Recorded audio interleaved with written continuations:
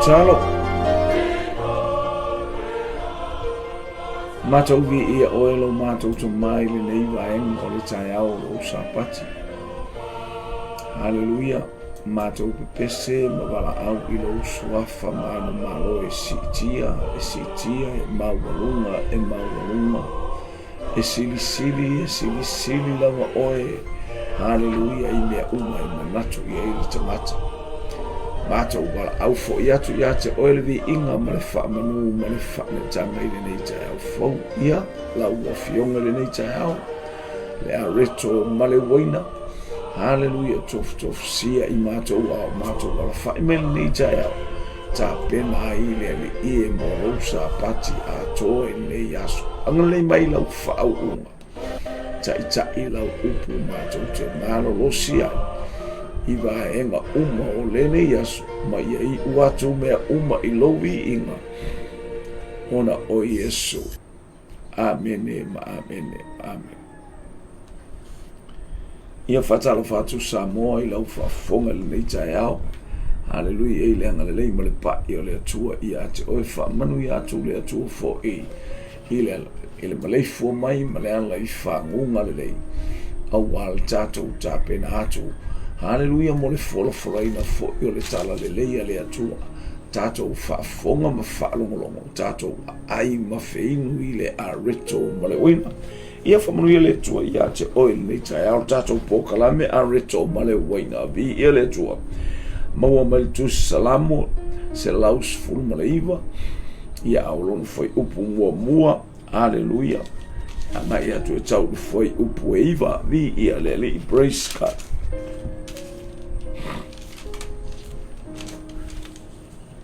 Hallelujah, praise God. Fa ipu iwa whangata marifipu e valu.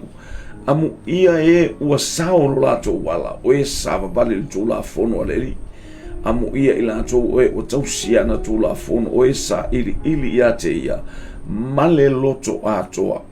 Ile e whaia fo ia I lato se mea le anga e sava vale ila. E sava vale I lato I ona ala. O e lava na e poloa I mai ia matua tau sisi iau fe au. I fia whaatawina o wala ina ia o tausi ia o tula fono ona o le malava lea pe a umana tunatu a u ia o polo inga o te viatu ia te oe male loto wha maoni pe a o ina o ia o wha masnonga tonu o te tausi ia o tula fono awalava ete matu walafu mai ia te o ia leli praise God.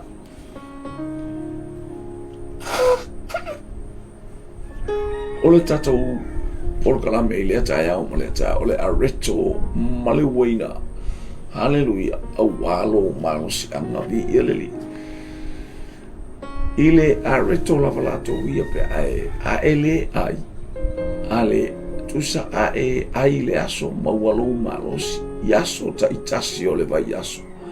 E mawalo malosi. Matua malosi fia. Fatau nuu au maruenga mau fuafanga I lea taimi ma lea taimi. Arfisili, fafea pe a ele tau mafa. Fafea pe a ole ai. Praise God. Hallelujah. Ole ase tala pe a ele ai le aso. E matua ela ngona la vale. E matua ela ngona le vai. E fasoso na ita. Lua la aso ele ia ua pangati e ua matua pangati ua fasolo a ina ele fia isa tolu aso fa aso sole ua fasolo ina fa vale e mana I ole Areto ma le o sili ia te raise sili fo ia te ole astala I lo uanganga pe awhaina ole asa na ole nei lava sa e te whaalongolongo ele upo ale atua. Ole tino e tusa le lei a ma whaalongona ole anganga. Ale ai le anganga. Korona wina e mawhatia. E whawhena e malosi le tino ai o tilo uanganga tasi le aso e te ai. Na olo whaalongolongo ele upo ale atua ele asa. E whawhena e malosi atua ele nei ili nei vai aso ato ne ua tatou amataina le vai aso o le sili haleluia ina ia e vaai ma e silasila Areto ma le Uaina e faapena foʻi le tagata tau o le atua e faapena foʻi le itulilo faaleagaga a le ai le aso mo vaivai le lau tatou vaai leiti o a tatou vaai e palalau vale a tagata a tatou vaai e faamaualuga a tagata i lesi tagata aisea na le tasi a le aso e fafaga ai ia ia isina polokalame faale le ua fai o le a leu tatou vaai lai ai le aso na isi aso o fai polokalame le au talavou a ia o nisi e faapena a faila ele aise Areto le aise Uaina ia te oe haleluia a fai ele ai lo tino o lona winga o le talena o lo mafti faapena ia te uile tu lilo faaleagaga o le mafuaaga le o le mafatia o i tatou aise a le agana le tasi a le aso tatou te faamoemoe aia e aia i lo uagaga oka e manu malo pe ala le tino ia te ele malo le e malo ale tino ile tau mafainga ma le tau peaunga le tatou te aisia le anga le tatou te le haleluia tatou te faina elo i o tatou wanga a o tatou wanga tatou te bafu tatou ai ile atu o e tapua i ile atu e tapua i ile anganga ma le whamaona e ta taua ona talisua lo wanganga e leo noa ile Areto ma le Uaina o le afionga le ale atua e ala ia Iesu Keriso o le upu le atua o le upu le utino tangata le na faatino mai ai le Areto na vai ile taimi o le tausa maanga ma le toe pase whapea le Iesu o le utino le ua tofi e fai masui o outo ia outo fai ale nei mea ma whaamanatunga ia so uma tau te ai ma outo feinu o wao aso uma tau te ai ma feinu tau te fai loa atu ai i le lara le maliu toe tu o Iesu Keriso o ia o le tupu o le ao le karesi praise God i le tustusinga al tuse salamu se lau sunga le iwa oni mana tunatunga haleluia haleluia oni mana tunatunga maniba ainga mata mo fie male sua maliele ile baba ainga ale tangata eber tangata ole nuku ole atu ole tangata Israel ma ile ino tusilne haleluia malono feita une toi lava na tu la fono ale atu le ta ua le tora i o le tulafono i tusi e lima ia i lunga haleluia mai le kenese o le tusi e teutu no e tala noa mai ai i le tulafono ale atu taunga tupu maola i ona taimi o le whenga i natua haleluia ua tato o mai o tato taimi ma le taimi ua e soifua ma uolai haleluia ua tato tala noa haleluia ile upuli utino tangata ma le whataunu wina o mea uma e pei o na tau tala mai e tusia tulafono le tusia le au perfeta haleluia male sala ia leli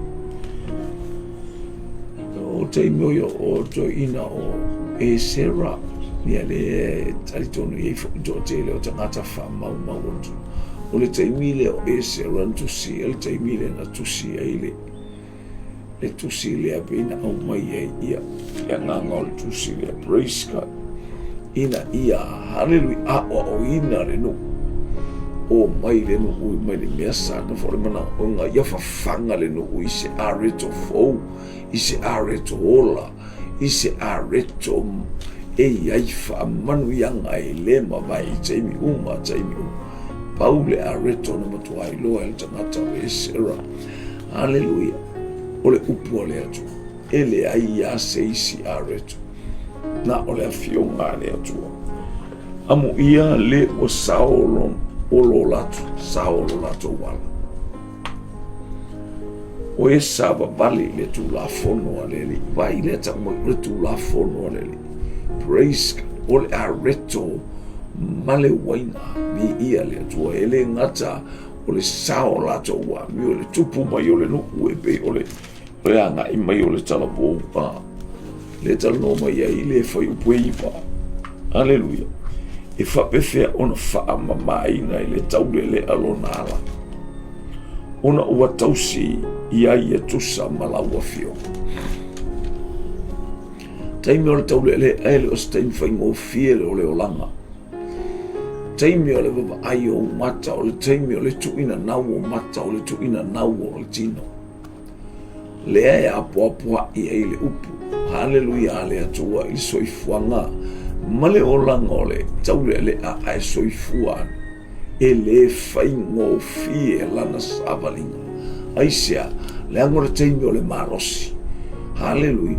O le teimi o le va ai atu i tuina naui mea umalawa. E tauna fa taunu ue le taulele aia. E fa fea ona. Fa mamae le taulele alona.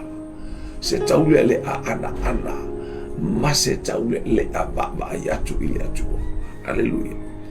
Praise le fa pe ane Davita ino le auti e tala noa ia Solomona ia e fa tamatane o le tamatane o le tama e tausi i polo i ngā le atu ele o tama uma hallelujah ele o tala vo praise God a o le tamatane a man of God e ai mainu i le Areto male wina e falongolongo i le mamalu male matautia male sili ese o le atua ma ana ma mingao hallelujah pray mama tau i le atua vi ia leli le fa mai ele apatanga o le tatou tusi vi ia le atua se lau suma le ipo le tusi salamo an amu ia e ua sao o lo latou wa e fa amu ia ia te oe fa amu ia ia te o e sava vale li tula e sa vale li tula fono le atua ma e ai ma e inu ai ele na ne la o le sai lo tua ai sa we e se le me fai le vai aso ato e se ale me fa sanga ai e tu sauma le fusiua sauma le pelaui sauma le tuspa ia fo hallelujah e fai fo ia ufika i la uta vale praise God e se fo ina fai o ta vale ia o toi baba ai pau tava atu e alulo taimi le fulunga a o pau a o le fulunga mo me wheel caps e o le ta vale a asto inga mete te ua i lo aia a o lo loto ina uas o e sava vale le tula fono le li lista ngata e ala nanu le loto le alu e fata e fali ali lona e fali ali lanjava e alu le loto e fali ali ona ofu mana te e alu ona le fali ali akunga o lana aba monon tolua haleluia e faile leile la pe ai au mai ese le taua i misa ava ai tangata e misa atu ai tolu mo le tavale ai au o le teimi e sa vali atu ai fomai e fape fea ona fa maina e le taule le aona ito mea le fai pueiva praise God bi ia lele ina ia mama haleluia ma ia ai fa manu yanga le atu ole upo le atu au noa oe au noa umale upo le atu haleluia afa ia tasi fo ilo fa rongo le upo le atu oka o se o langa e ele manungi o tatou wola o se o lang tau te whaalongo atu wā ele mai o le o langa o tangata atu lo e whapewhea haleluia amu ia i lato o e tausi i ana tu la fono o e sa ili a te ia male loto ato o lo sa ili le atu wa malonga wa ili a fionga le atu o lo loto ato le wha amu ia mai ili e peru le tusi lea le tusi atu i tangata e peru po tangata Israel amu ia i lato o e tausi i ana tu la fono o e sa ili a te ia male loto ato taimi uma ile amatanga al tusi a te uto no melu ta upue ono al fai mua e o fai upue ono fai upue lima la tala noa mai Hallelujah. Tausinga o tu la fono ale atu. Hallelujah. Mana polo inga. Na te taua tua ila na whanau. Le atali i olo na atali. E whasolo solo o whapea. Hallelujah. E umatu le tama saule atali o le atali, saule atali o le atali, o le atali. O e alu afa. Hallelujah. Praise God. Hallelujah.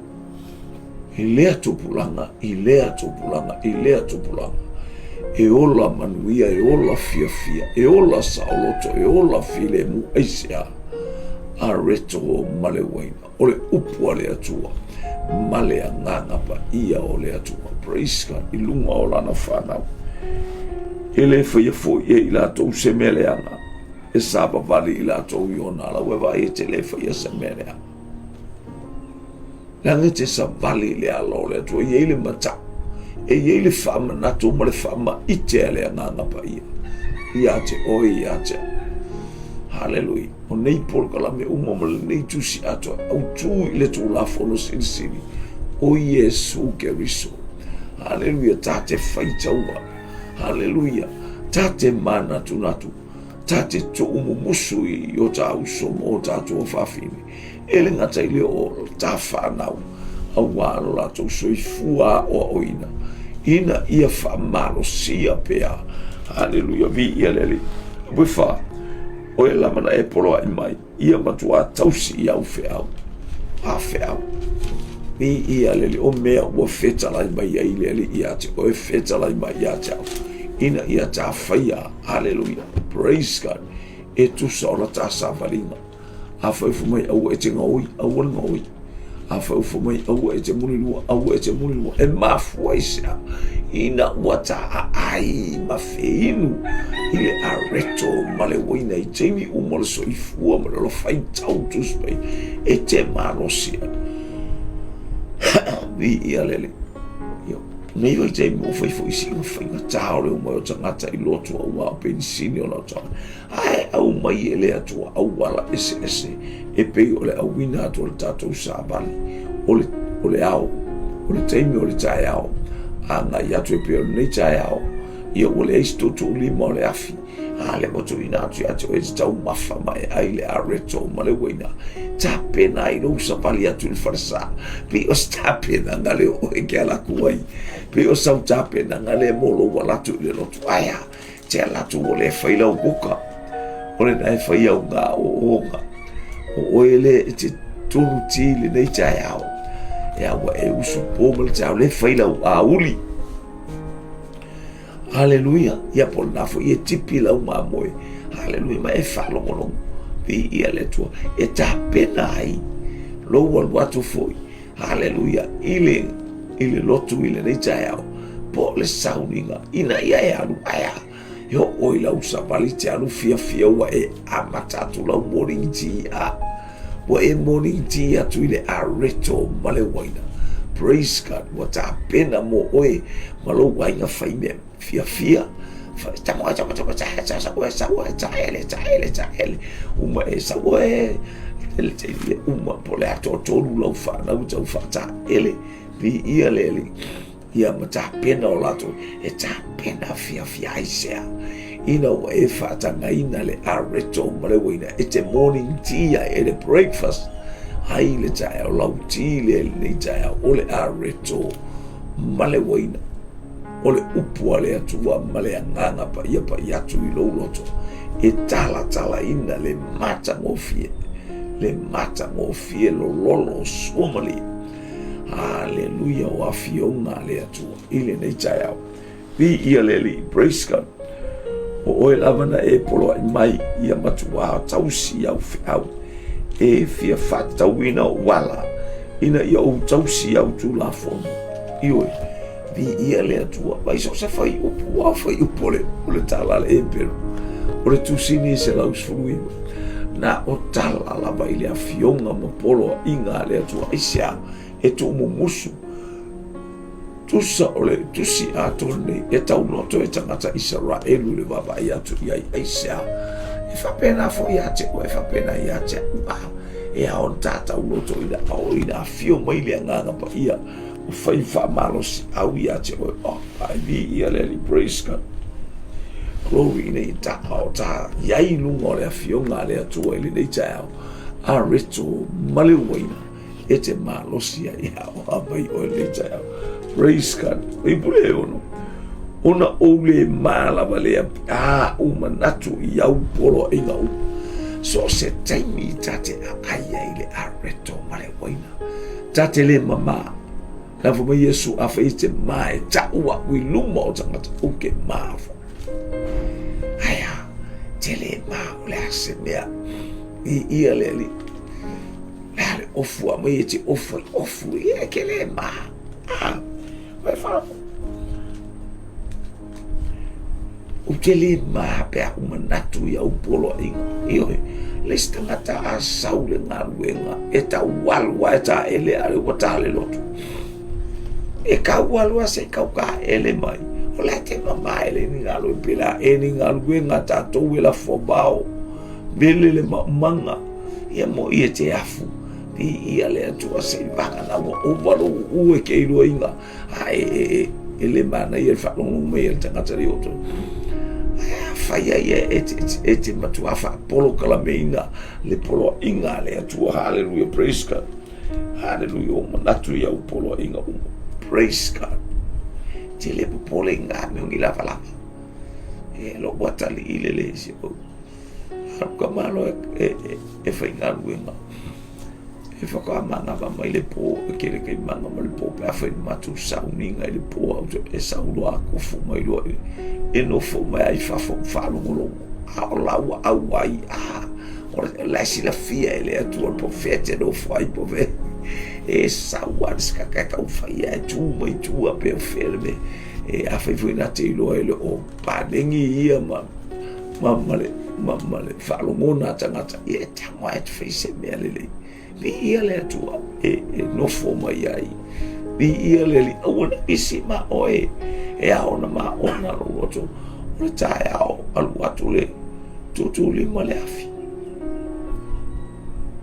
o le si por kalame ai mai e ta tolu ta ifa por kalame le aso haleluya ona le ona le fama ite mai le nganga pa ia ina ia ai lo nganga tau mafalo nganga haleluya ina ia e malosi haleluya por al tempo la benga swipe ela o telefone a kakusole ole ai mai no tali sa oficiale tasi walaba tali atu esa oka praise God ole o tempo na tua na tala le upole atu ole nga upole ai mai haleluya atala no mai ya asuria o ina na tafe mai le vai tafe le o hike teru o kasile vai kafe o le atau le nganga pa ia tafe mai ai o ile ai o wa ole ai tele o le atua praise God tafe mai fa manu ya ngale atua praise God e manu ia ai tata via le atua le tsa praise God we fitu o te via tu ia te o male lo to fa mauni ya o ia u fa masino to vivi ia tu lo to vivi ile lo fa longo i fa masino to lo fa masino to lo le to hallelujah o Yesu che risole autuo mea uma bi ia le praise God vivi ia ile loto ile va vale vivi ile loto walanga le loto ile to walanga lo tanga isia pe ava ai ile fatati anga mai ole upole tu esu e mai ile tu yo tato loto hallelujah praise God o te tausi au tu la fono awalava ete matubala fwa ia tausi au tu la fono ke vai ta mai tele o taimi nei o le lofa winga mo ia e lofa mai ia ja hallelujah praise God awalava ete matubala fwa ima ia ja mai esele mana ele la fwa ia o el tabape a mai ola hallelujah o te tausi au tu la fono awalava ete la fwa ima ia ja praise God mana ia tato wo mai lo pia no ba fa pe fe ona whamaina le taulele olona. Ona ua tausi ia fio ngā le atu e tusa malaua fio. Hawha ile no whai atu o lau soifua mara uolanga talabu. I ole olanga ula vale a. Ole olanga ula vale. Le tau ame ia ile fea ue whawhena tausi ele taulele aonala. Kua ula vale la kui ova ya ku kengi la kui ova ko kama la ku ya ku ole olanga ole ale ko inga olanga le olanga mana na o tato mata tu ina na o tato mata ale mau tau foi uia tu isi au ala foi ale uia ku isi au ala fasa be ya praise God wai to inga o wala ya na ya tu lo inga Areto male Uaina. Ole upu ale atu o afionga ia ale atu praise God e ala ia Yesu ke oia ole polo inga ia ale atu male tu la fono ale atu o haleluya ina tata lia Yesu e faimo ali ima faola i o taola haleluya tau maula wa ai o so se me ke le betela ngona o oe ole tangata pa ia o oe ole tangata o ia ile faunga o oe o le tangata te lua tala no te whaalongo to ale whaama i te mai i lo loto e le anganga po i le tangata i tu tonu mai ono sai alofa maua lalo te whaalongo to ai tangi mai lo loto whamau au e te tali atu i le vale nei te ua tusa mao mai fea. Hallelujah. Praise God. O ala yo Yesu o le Areto male Uaina. Hallelujah. Fo ina mo oe le taulele au fo ina mo a le taulele. Hallelujah. Ina ia tai loa porka la me mea uma. E vi ia ai suafa o tato umatai kuile lani. Hallelujah. Praise God. Hallelujah. Wa usa ili ia te oe malo uloto atoa.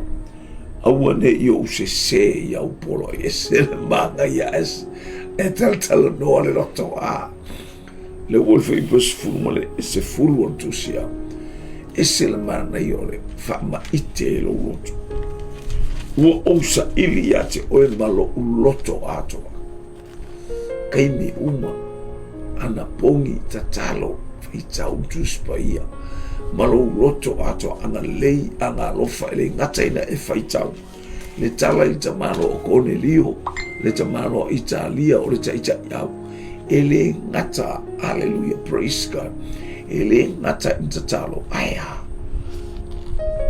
fatino ina o ana ngaruenga lofa ngaruenga polo kalame ile taita iau Roma ele yo oina no nofo fatasi malona ainga e ai fatasi le ese me batu ia isa tau maftanga ese me e ola ilana hallelujah praise God ona tangata aya e ola fatasi vi ia le fo maine mia o tele i ai le Areto po to faanga po me ai ta tau male ko vana le ai tele ai fa pena wa orta aya lo wainga Israelue Utah o kele i ai fa pena aya na o ai hallelujah fatasima o to wi mea la wina wana o loa wa tele nga wenga lo fai praise God vi ia lele esela mana ia o lo fa longo ile nga pa ia tele e te mafau tonu tuspa ia umalava e maile nganga o le atua hallelujah ia e au mai ia te wha losi ia ile amio mai ia fo le fatua tua ma le amio tonu o le tangata e tatou te whalongolongo ia whangata mai le whai pule sfumatasi ua au te uilo uloto la ua fionga ina ne ia wangasala ia to lo ainga leita o le Areto ma le te uilo uloto de upu ale atu i taimi uma i te whalongo ai nau e pe ona nau le aila i vai tafe ia te uilo uloto fa mai le whai upu e lua tusi na hallelujah faso ma lua tusi hallelujah tafia inu ilo wanganga tafia inu ilo wanga fainu maya ui taimiu ina ia dissolve le upu wa au maya ito tonu olo loto ina ia malosi fa le nganga pe alo watali fa malosi fa le nganga pe al taulelea ia I uatu mea uma I lobinga o Yesu Keriso. Hallelujah, praise God. O ia o le taunu unga o mea o ia o le whataunu wina o afio ngā le atua. Hallelujah, na ia teuilo na loto le afio ngā pa ia le atua na ia samana ia whataunu wina o ia tatala ina le langi o ia uri fale o lo ile I tūta matau o le atua. Olo tato olo tato whamunuia le atua I ate oi. Whamunuia le atua le neita Areto male Uaina. A walo soifua. A walo ta pena atu. E to e whalo molongo I le afionga mana le atua. O se morning tina mo oi. O se as fasfalawa le mo oi le neita yao. Areto na mo oi ia inu lo la wiputi na vi ia le li. Hale manuia ngā luenga. Mare whalo molongo I le afionga le atua I nei. Auri tama whamanuia Samoa I lunga o penga ta whailangi ona lo suafa Yesu. Amene, ma amene, ma amene.